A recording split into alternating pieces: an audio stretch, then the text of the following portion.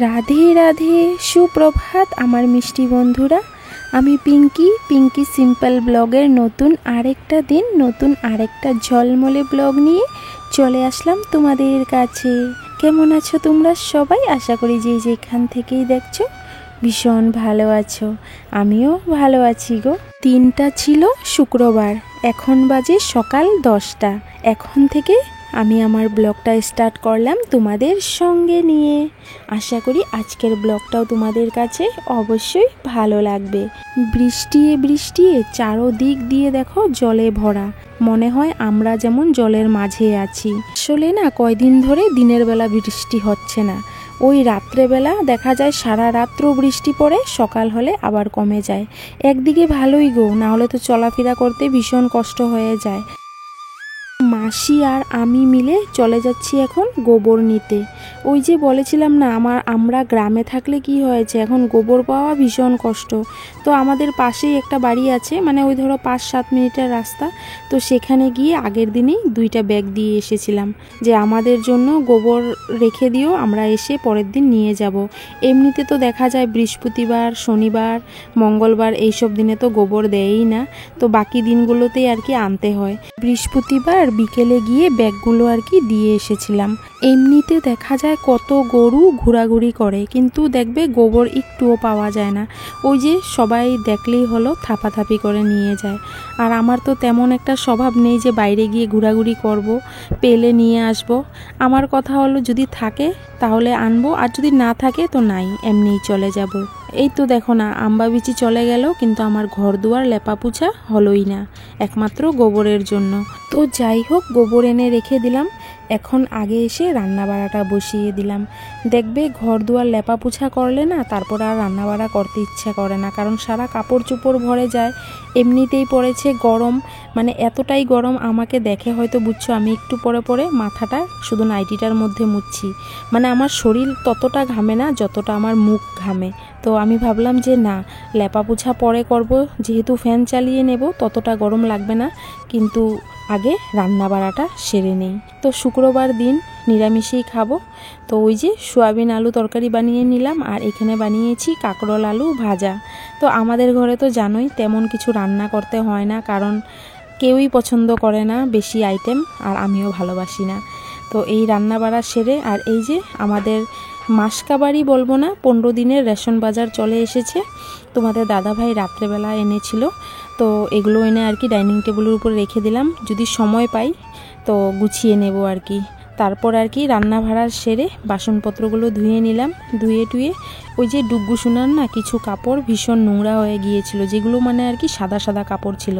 আর এই যে দেখো আমার কাণ্ড কি করলাম, একটা উন্না ছিল আমার হলুদ কালারের, সেটার সঙ্গে ভিজিয়ে দিয়েছিলাম ভুলে ভুলে। আর দেখো সব কয়টাই ডুগ্গু সোনার মানে গেঞ্জিগুলো সব সাদা নীল, সব হালকা হালকা কালারের, সব কয়টাতেই দাগ ভরে গেল। তো কি আর করব বলো, কিছু তো করার উপায় নেই। প্রথমে দেখে কতটাই মন খারাপ হয়ে গিয়েছিল যে সবগুলো ভালো ভালো স্পোর্টিং এমন হলো। আচ্ছা যাক, কিছু করার নেই।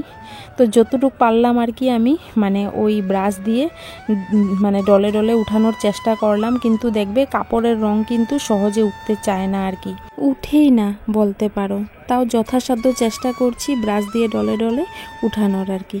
তো এদিকে যেহেতু সময় এখন হয়ে গেছে 12:30টার মতো।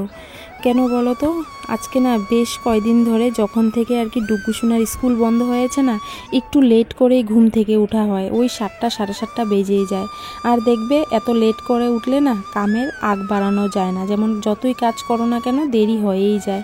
তো আমারও আর কি এখন এই দুর্দশাই হয়েছে, মানে এখন একটু গাফিলতিয়ে চলছি আর কি। ইচ্ছে করে না সকালবেলা উঠতে, ঘুমিয়ে থাকি, যেহেতু কোনো এখন মানে সকালবেলা উঠলে চিন্তা নেই যে ডুগ্গু সোনাকে স্কুল পাঠাতে হবে বা কিছু একটা, এমন ঠিক না। তো এমন করে দেখা যায় অনেকটা দেরি হয়ে যায়। তো সকালের ওই খাওয়া দাওয়া রান্না বাড়া সারতে সারতেই বেজে গেল 10টা। তারপর গেলাম গোবর আনতে, তারপর ঘরে এসে রান্না বাড়া করলাম, এই করতে করতে 12টা 12:30 বেজে গেল। তো এদিকে ডুগ্গু সোনাকে আমি বললাম, বাবা তুমি সুন্দর করে ঠাকুরটা দিয়ে দাও, মা আজকে ঘর লেপা পোছা করবো।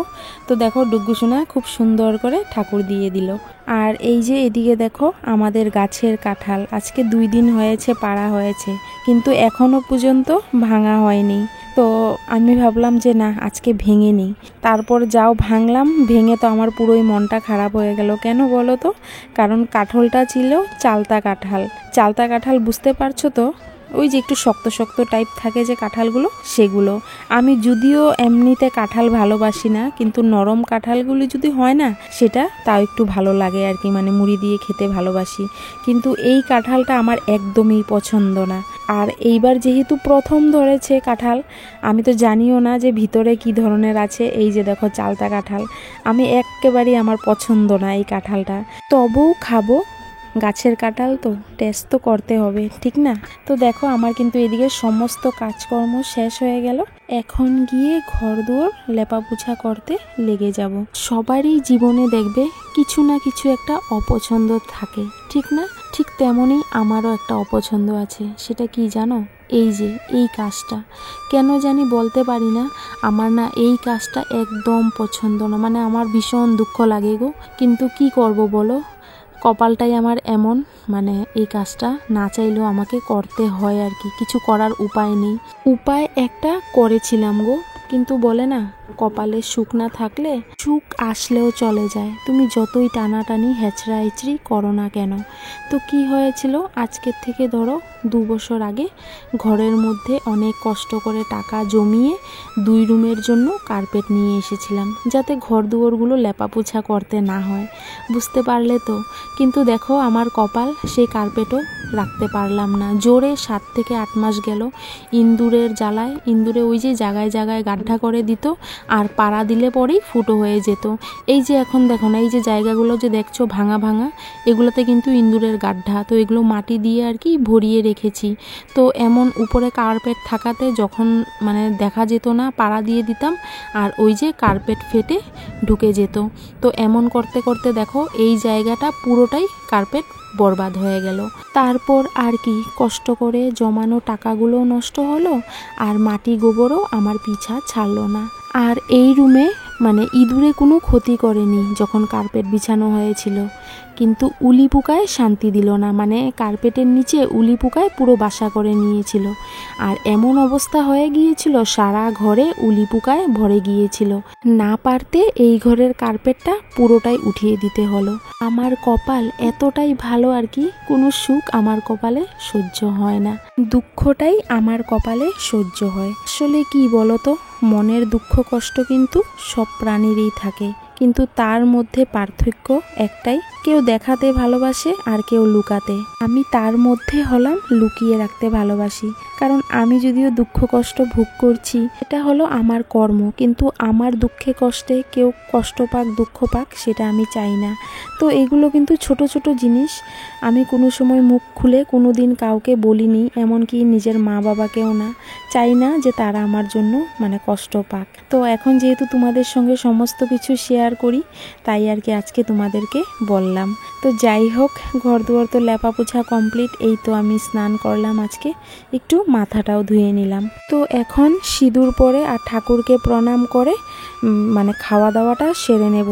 ডুগ্গু সোনাও বসে আছে আমার জন্য, কারণ ওকে আমি ভাত না বেড়ে দিলেও কীভাবেই বা খায়, কারণ একা একা তো আর নিয়ে খেতে পারে না। তো আমি খুব জলদি জলদি করেই করছি, কারণ আমার জন্য ছেলেটা এখনও না খেয়ে বসে আছে। তো চলো এর ফাঁকে আর কি খাওয়া দাওয়াটা সেরে ফেলি, তারপর আবারও তোমাদের সঙ্গে কথা হচ্ছে। তো দেখো এখন হয়ে গেছে বিকেল 4:30, ঠিক আছে। আর এখন দেখা গেল মানে এমন একটা ওয়েদার করেছে, হয়তো আজকে আবারও ঝড় তুফান আসবে। আমি মনে মনে ভাবছি হয়তো ঘর লেপাটা আমার মানে এমনিতেই যাবে। কেন বলো তো? কারণ বৃষ্টি পড়লেই তো ঘরের ভিতর জল ঢুকবে, ওই তো আবার বরবাদ হয়ে যাবে। তো কিছু করার উপায় নেই, যেমন আছে কপালে তেমন ভোগ করতে থাকি। তো চলো বন্ধুরা, আজকের মতো ভিডিওটা এই পর্যন্তই রইল। তোমাদের সবাইকে রাধে রাধে, তোমরা সবাই সুস্থ থেকো, ভালো থেকো। আবারও দেখা হবে নেক্সট আরেকটা ব্লগে।